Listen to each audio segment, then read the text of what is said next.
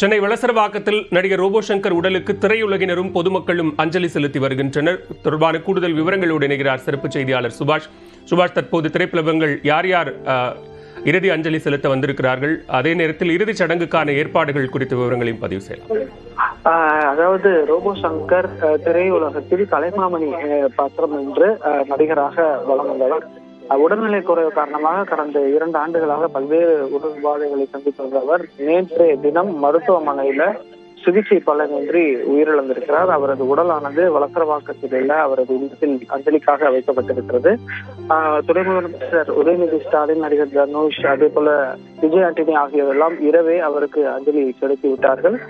தற்போது காலையிலிருந்து நடிகர் சிவகார்த்திகேயன், ராஜா ரவி, MS பாஸ்கர் உள்ளிட்ட பல திரை பிரபலங்கள், நட்சத்திரங்கள், அதே போல குணச்சித்திர நடிகர்கள், நடிகைகள், ஸ்டண்ட் கலைஞர்கள், அவருடன் சின்ன திரையில் பணியாற்றிய கலைஞர்கள், அதே போல சிறு சிறு டெக்னீஷியன்கள் உள்ளிட்ட பலர் அவருக்கு நேரடியாக அஞ்சலி செலுத்தி வருகிறார்கள். ஒவ்வொருவரும் அவருடன் பயணம் செய்த நினைவலைகளை பகிர்ந்து கொள்ளக்கூடியதாக இருந்தது. அதிலும் குறிப்பாக பெருவாரியாக அவரது உடல்நிலையை பேணி காக்கவில்லை என்ற ஒரு வருத்தம் அவரது நண்பர்கள் மத்தியிலும் அவருடன் பழகியவர்கள் மத்தியிலும் பெரிதாக காணப்படுகிறது. உடல்நிலையை ரோபோ சங்கர் இன்னும் கவனித்திருந்தால் அவர் ஒரு 46-40 வயசுல இறந்திருக்க வேண்டாம் அப்படின்றத அவங்க வருத்தத்துடன் தெரிவிச்சிருக்கிறாங்க. ஆகையால அவர் இழப்பு அவரது குடும்பத்தை சார்ந்தவர் மட்டுமில்ல, அவர் வலம் வந்திருக்கக்கூடிய சின்னத்திரை, அதே போல வெள்ளித்திரை, ஸ்டண்ட் கலைஞராகவும் அவர் பணியாற்றிருக்கிறார். இப்படி இந்த துறைகள்ல அந்த கலைத்துறை சார்ந்த இந்த முப்பரிமாணத்திலையும் அவர் பயணம் செஞ்சிருக்கக்கூடிய அனைத்து நபர்களும் சொல்லக்கூடிய ஒரு விஷயமாக இருக்கு. மிக முக்கியமாக அவரது குடும்பத்தில் அவரது மகள் அவரது தந்தையின் இழப்பை தாங்கிக் கொள்ள முடியாமல் அழுததும் வேதனைக்குரியதாக பார்க்கப்படுகிறது. அதே போல பத்திரிகையாளர்கள், பல்வேறு கட்சியை சார்ந்தவர்களும் அவருக்கு நேரடியாக அஞ்சலி செலுத்தி வருவதை பார்க்க முடிகிறது. இன்று நீங்கள் கேட்டது போல இன்று மாலை 4 மணிக்கு அவரது வீட்டில் இறுதி சடங்குகள் எல்லாம் செய்யப்பட்டு இங்கே அருகில் இருக்கக்கூடிய வளசரவாக்கம் பிருந்தாவனம் பகுதியில் இருக்கக்கூடிய மின் மயானத்தில் அவர் உடலானது தகனம் செய்யப்படுகிறது. ஒரு ஒப்பற்ற கலைஞனாக அவரது உடலை வருத்தி கொண்டு அந்த திரைத்துறையிலையும் சின்ன திரையிலையும் ஒரு மேம்பட்ட மனிதனை இழந்திருக்கிறோம் என்றுதான் அவரோட பழகிய அனைவரும் சொல்லக்கூடிய ஒரு கருத்தா.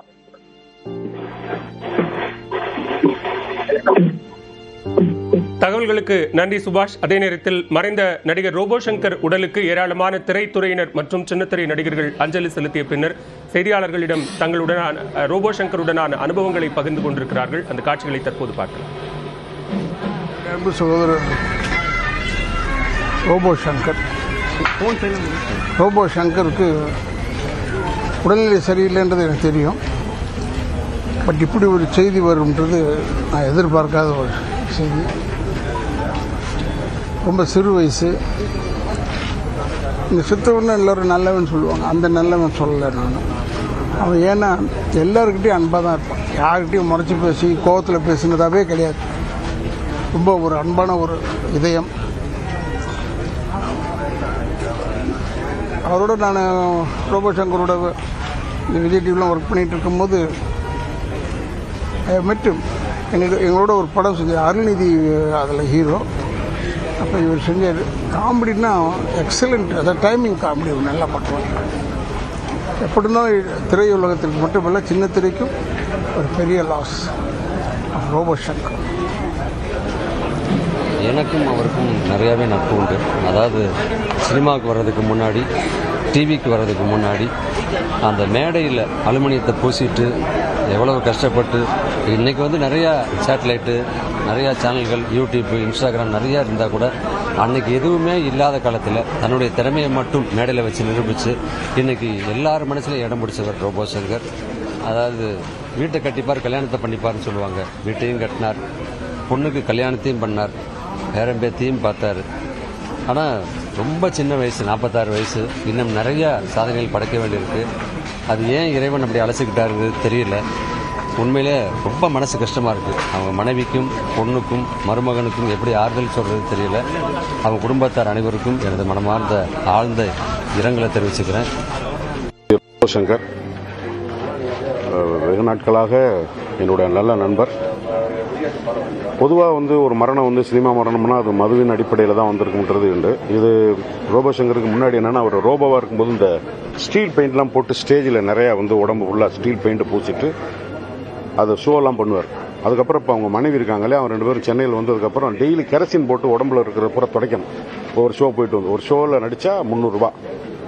அந்த துடைச்சதுல இந்த ஸ்கின்ல இருக்கிற எண்ணமெல்லாம் போய் ஆல்ரெடி அவருடைய இளமையிலே அவருக்கு ஒரு ஜாண்டிஸ் இருந்தது. ஸோ அது அப்படியே கண்டினியூ பண்ண வயசு கூட நம்ம அதுக்கு தகுந்த மாதிரி பண்ணியிருக்கணும். உடம்பை பற்றி யாராவது கவலைப்பட்டா தானே. அதனால்